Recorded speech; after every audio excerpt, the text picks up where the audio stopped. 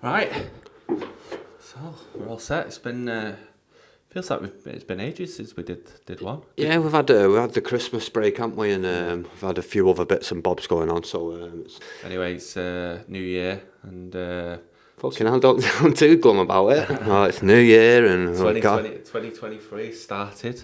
So I'm glad the game week has ended.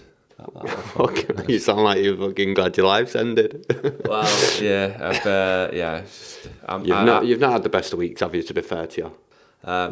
So this is probably why I'm in a bit of a shitty mood as well. I'm not, but He is. Yeah.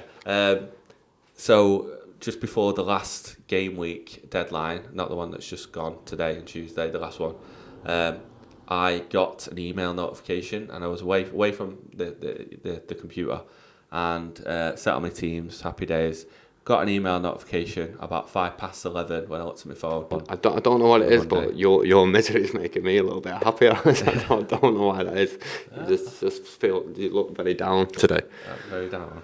No. What do you want to do then? Yeah. Here we are, it's Tuesday chatter.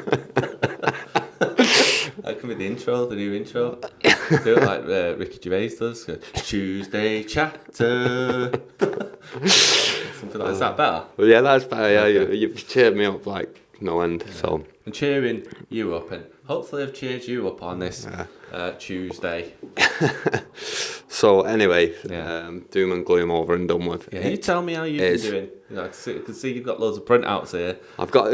If you see loads of printouts in front of you, that means I've actually won something, or I've done something decent. Yeah. So yeah, we're in game week 3-5 just gone. Well, it's there. Why are you wondering? It's on the sheet. Oh, for fuck's sake. The fucking magic is lost for you, innit? Fucking the magic is lost. We're in game week 366. Yeah. How did you get on? Crap, alright. Well, I done dead good, so shut the fuck up while I talk about that. Yeah, you talk about yours, I'll talk about mine. I've done well. I've done better in the basketball this week. NBA, the under-23s. We had a conversation about this when we're seeing a few little bits pop up. I think I read that someone had seen that it was a category in the API. So right, yeah. It was, they were guessing it was going to come up. And so at that point, I wouldn't say I went out and bought a load, but I did start. When I was buying players, I had that in mind that there was going to be some kind of under-23 comp coming up, so I was trying to tend to move away from the older players, and if I could pick up a younger player, I'd pick up younger. Think with that in the back of mind. So it was the first week last week of the NBA under-23s, and I managed to come 23rd, which I think is quite good. That's quite commendable for first time round. What tier 2 is it? I won a tier 2. Unfortunately, I was 2 and a bit points off top. 2.34. Is that 2.34. Yeah, I don't need to edit. It's fun. So anyway, long story fucking short. Come 23rd in the first NBA under-23s. I was 2.34 points away from getting a tier 1 card, unfortunately, so that was a bit of a bummer. But I ended up getting a decent card. I got a Markkanen from Utah, who's also an under-23. I can't remember. 30 quid? It'd be worth more than that. I would say about 60 quid, but I will put the card up so we can have a look. Cool. Off the top of my head, I'd say 60 quid, but we'll have a quick look at that and I'll show you. And how much did you spend on cards? Oh, God knows. I wouldn't like to say. A couple of them cards there, I have won. I think the most expensive one in that was Ball. And I paid, I think, 60, 70 quid for that card. And the other ones were relatively cheap, really.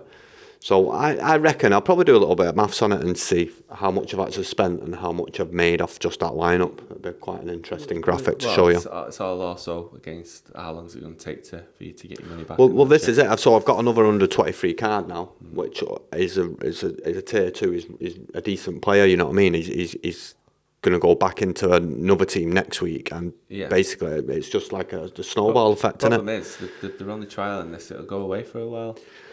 Maybe so, yeah. But I mean, it's going to be a section in it. I would think. I think it's something that's going to stick around for a while. It's not something that's going to pass overnight. I mean, I don't see why they would. I invested all my money into the rares, so we're like the players that are doing the rares are just sat there waiting, watching all the limiteds have some fun. When's it coming for the rare players? So these specials, it never comes. It's always the limiteds. I guess they're trying to boost the price, because one thing, not just taking away from your week here, but I sold all my limiteds. I made a decision and decided that I was going to move out the limiteds and try and move up to super rare, because one thing I noticed is that the prices are just not moving. And it just felt also like it was sort of getting more competitive. And when you do win a card reward, it's not gonna change your week, is it? Do you know what I'm saying? I just felt like it's a lot of graft to go and find, set the team up in the way. You can't just whack them in like you can with football, really. You have to look at like Sorare data and stuff. So it just felt like, for me, in my time, because I don't have a lot of it, like football takes a lot of the time up. Then I just felt like if I'm going to go to super rare, I'm going to have to go now. So that's the decision. I think that's totally understandable. I can see where you're coming from. You want to progress quickly. For me, it's more of a budget player. I'm thinking what I'll do is I'll get these limited cards and learn the ropes, basically. So rather than just throwing a load of money at it, I'm going to learn the ropes with the limited cards and then gradually work my way up. So like saying there, I'm building this under 23 team up now. All right, it might finish next week, but at some point it'll come back and I've learned a lesson from that. I think one thing I'd say is the market's so liquid. That's what I learned. Like all the cards were gone within 24 hours, my cards, and I had to take a little bit of a loss, but like 10%, I'd say, which in football you probably have to take 20% because of the liquidity. What I'd say is just keep your eye on it, because if you do plan on moving up to rare or to super rare, then you've got to think, right, when's that the right time to do this, and is it now? So just to wrap it up, I think like I think like coming from the perspective of like your average player, these limited cards, for me anyway, are to learn the ropes. You're not spending a shitload of money. You're not breaking the bank. You're just not going to walk in and start buying super rares off the shelf. A new player's not coming in buying them, because it's you've got to fall in love with the game to do that. These cards actually are more about the enjoyment of the game. I think so. It's not about making money, which is important. So it's that too. Like you're looking to financially do well off them too, or do you just want to play? Not bothered. You want to win. You know what's the best chance of winning? Getting a Donich. Another way to look at it, there's lots of people playing this game like for lots of different reasons. People are trying to make money. People are trading cards. People want collections. There's people like you are looking for the big wins, and everyone's got their own. Everyone's got their own thing. For me, I've always, even when I first started on Sorare in the football, what I always wanted to do, my aim was to win enough cards and win enough rewards and win enough ETH to say sell what I need to and be playing the game for free. And that's always been my aim. And I think I'm probably at a point now where if I wanted to do that, even in this dip in the market, I could quite easily take out half the money that I put in and still have a decent enjoyment in the game. But at the same time, I'd enjoy it more if I kept all my cards in there. So at the moment, for me, that's not something I'm contemplating. I think this is my point now. Like, if you'd start playing Sorare, the football version, a while, like 2 years ago, you would have made money, or your galley would be worth some decent, because the cards are so cheap. What I'm saying here is, I'd like to play the game, buy cards, and then not look back in a year and they're worth 10% of Yeah. what I paid. Yeah. That they've actually still maintained the value and the rewards, the yield that I've earned too. On top of that, even if they've gone down a little bit, as long as the yield and Yeah. the rewards that I've got is more than what I Yeah. put in, and I just don't think you're going to get that in limited. I just on NBA now. on NBA, I think like when mass adoption comes with NBA, because I think it really will. I love it. I think it's great. I think they've nailed it. I do as well. But Yeah. I don't want to be. I want to be in a year going, bloody hell, got that card cheap because nobody playing the game. Yeah. And now loads of people are playing the game. I want to be in that situation, Yeah, same yeah. as football.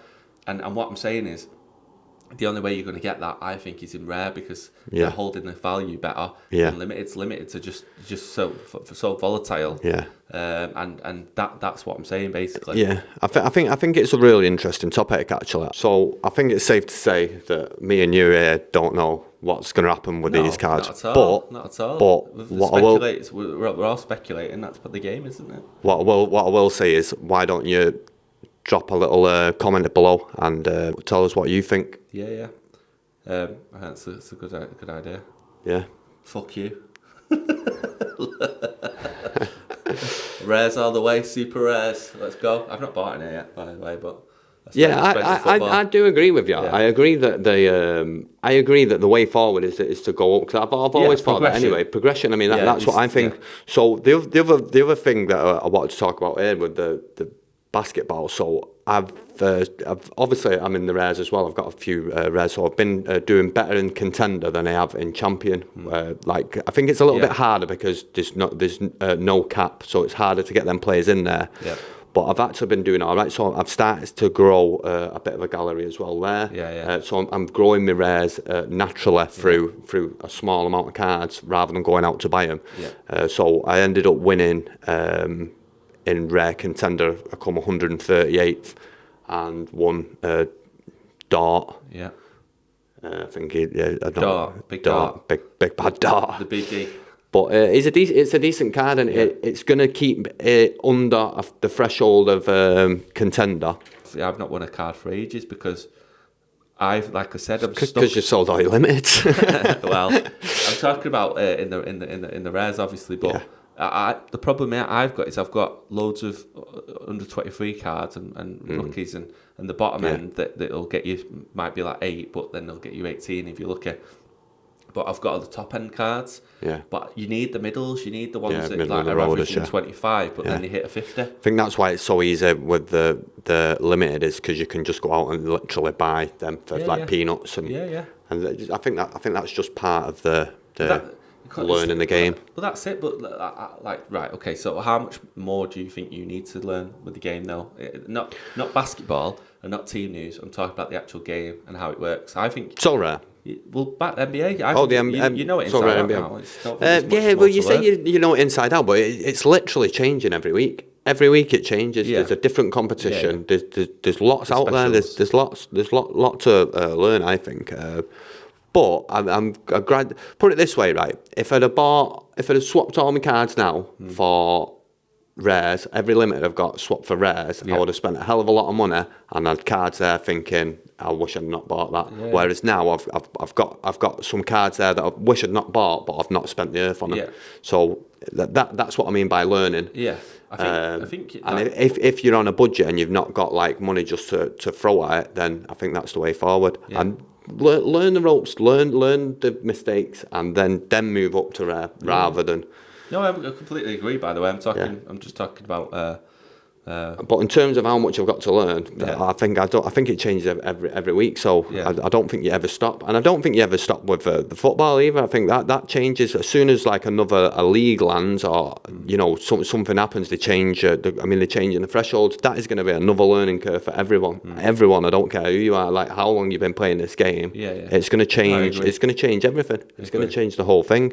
And I'm glad that they've put in the terms and conditions. I'm glad they've put in there somewhere that this cap can be moved higher and lower, because that means if it is an absolute car crash from like day one, they've left space there which is good. You know what I mean? They've left space to manoeuvre. But the captain straight away is an easy way. Yeah. Like, you know, if people like they're not, the people aren't winning and in the numbers are well down, they'll just stick the captain on.